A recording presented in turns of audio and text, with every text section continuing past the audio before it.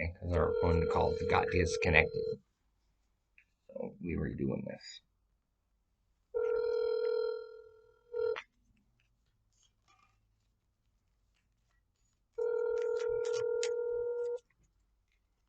Please wait while we connect your call. Twice. The Gemini cut. And I'll explain the Gemini cut here in a second. Okay. Okay, now instead of Gemini cutting people that practicing Janjoju, now we triple cut it for Earth, Air, Fire, Water, gods, goddesses.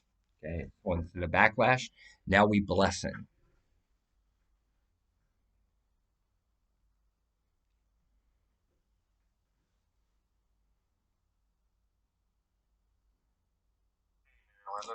Hey, no, it's Marilyn. I created a prophecy deck. Marilyn Banco, orange hair.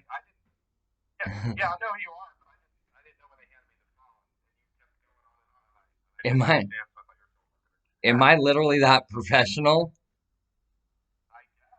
Okay, so I've got 30 cards here.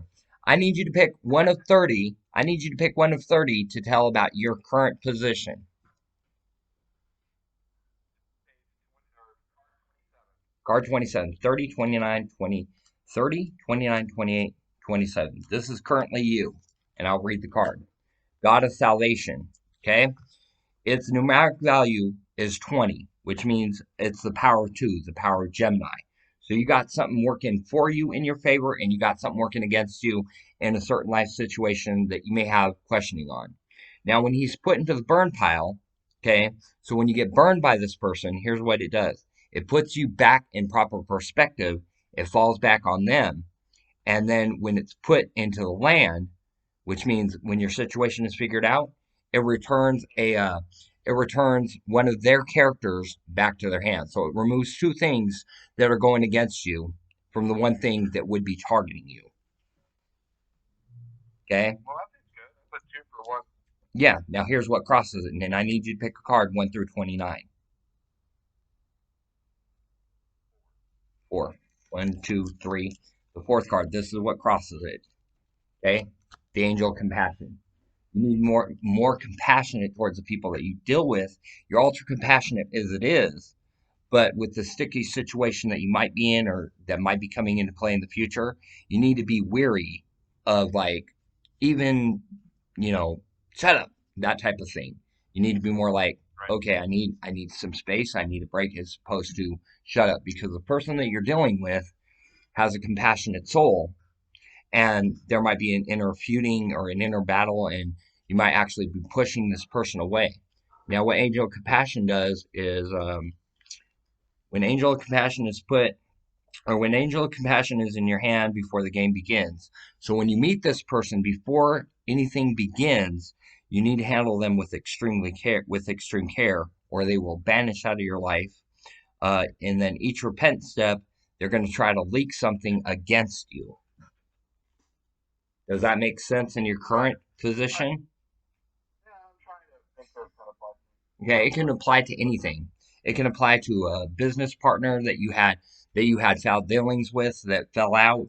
It could have to do with I know your extracurricular activity. It could have somebody, like saying, I'm not going to give you this extracurricular activity anymore. You need to go find somebody else.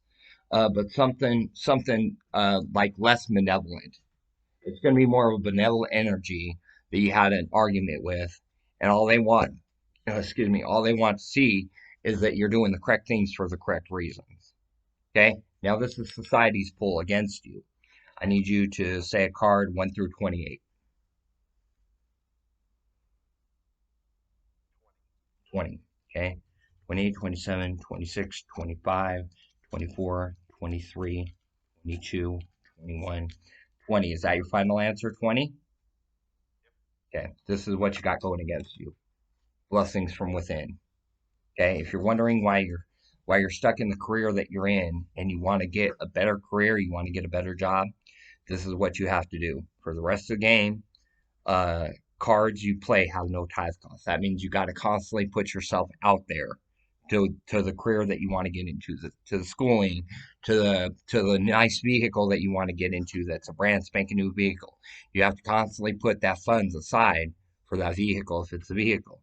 You got to constantly be going at every angle to get into that job or that career path that you want to. That new video game, guess what? It takes money. You got to save that money, okay? And then you may only use one copy of Wish, so you can wish for it, but you're only going to get one wish out of it, and it has to be right at the get-go of what's coming into play. Now, 1 through 30, 29, 28, 21 through 27. This is what crosses that.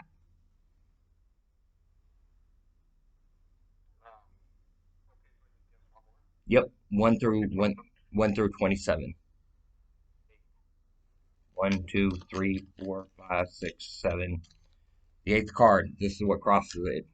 Ooh, you got a good card. This is like the Wheel of Fortune. You're going to get your wish, whatever your wish may be, because everybody's got a wish. You're getting your wish. This, according to this red and black sun card, you got a lot of negative repellent energy, where you repelled a lot of negative energy. There's a sun down across from the sun that's angled and pointed. This card states that within the next 6 months, you're going to get that very wish that you've always been wishing for. I wish to win $1,000 at the casino. So you're going to hit that wish on the mark.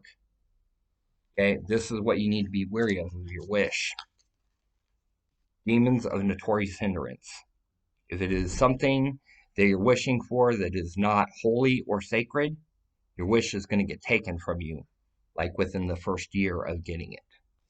So take your wish for don't take your wish for granted. Once you get your wish, give something immediately to somebody. It's the power of Janjoju, the new religion that I've created. It flows on the power of voodoo, and and it's like you light a tea light candle and you absorb the light into your eyes, and then when you close your eyes, you see that light like as if you're looking at the sun. And as that light, you keep blinking your eyes and you keep seeing that, you keep wishing for good things for yourself. This is the power of Jangoju. Any negative karma that you had when you're practicing Jangoju, it reverses that whole karmic outloop. I've been doing this. I've been practicing this for years. I labeled it as voodoo, and then I researched what voodoo was. No, it's not that. So I researched voodoo. No, it's not that. So I started researching Santeria and some of the puppet type religions, and it's none of those things.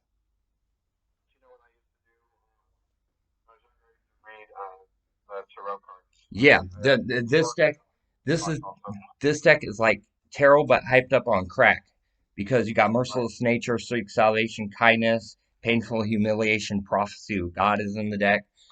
Okay, so it's a 30 card deck that basically reads as an oracle tarot that is like empowered by God and devil at the same time. But more powerful than that. Yeah. Okay. Now how spot on King's Motor N and 5. Oh yeah. Oh yeah. And how spot on accurate. Now I want honesty. How spot on accurate was that? Was I a little bit off? Was I spot on the money? You know, because 65%, 55 to 65% accurate. 65% accurate. Yep, 65. Okay. Okay. And there were some things that were kind of offshoot, but did they make sense in the end? Okay.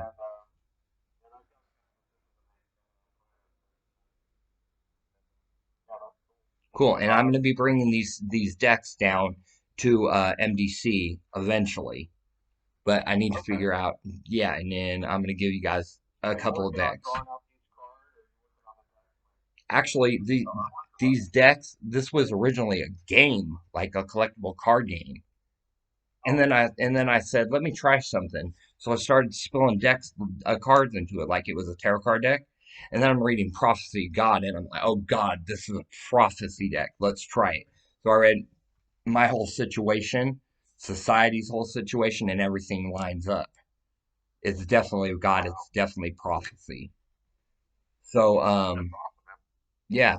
So I'm gonna be kicking a few of these decks down, 30 cards, and I've got over 500. I could easily kick down like 4 or 5 decks, you know.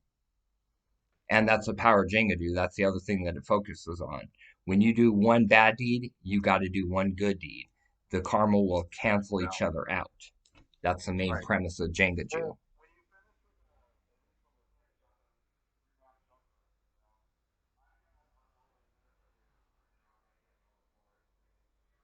Gotcha.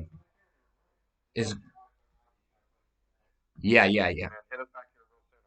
Okay. So you're definitely interested in the decks, and you think that other people who work there would be interested? Okay, cool. Cool. Thank you. Bye bye. Okay. So that was a nurse. Okay, and as I'm flipping the cards, then he starts thinking about it. I want card 20. Is that your final answer? You got to think about it. Yeah, 20. Boom. And you even heard him. He's got a couple split decisions that he's got to make. Okay. Only Janjoju helped me, my own homebrew religion, Janjoju, which encompasses all of the pagan Wiccan, Santeria, Voodoo Hoodoo belief structures into one. It has one simple rule: do not harm. It doesn't have do not harm yourself, do not harm. It has one simple rule: do not harm. Okay? It's a 30 card deck, and it's a prophecy oracle deck or tarot deck. Three. Taroe. Tarot. It's a tarot deck. Okay? Which is my own homemade word. I'm creating my own language. Tarot, Jangoju. I'm creating the language compendium dictionary for it eventually. Where if you get into Jengaju, the books will be put on the shelves, and you will be able to read like definitions of words that are magical to me, and then branching it out, and that's how a new religion starts. It's exactly how a new religion starts. Mine is all positivity, blighting out negativity. You got all this negative energy coming at you, and what do I do? What do I do? What do I do? So you light a white tea light candle and you incandate the first things that come to your mind without thinking about it or without realizing what you're saying. You're speaking in a foreign language like tongues, and you're praying over tongues over the candle. This is a strong, you believe in tongues religion. Okay, as you can tell, the buyer beware, and he thought it was great.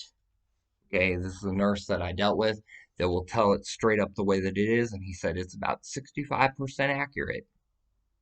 He didn't say that to hurt to spare my feelings.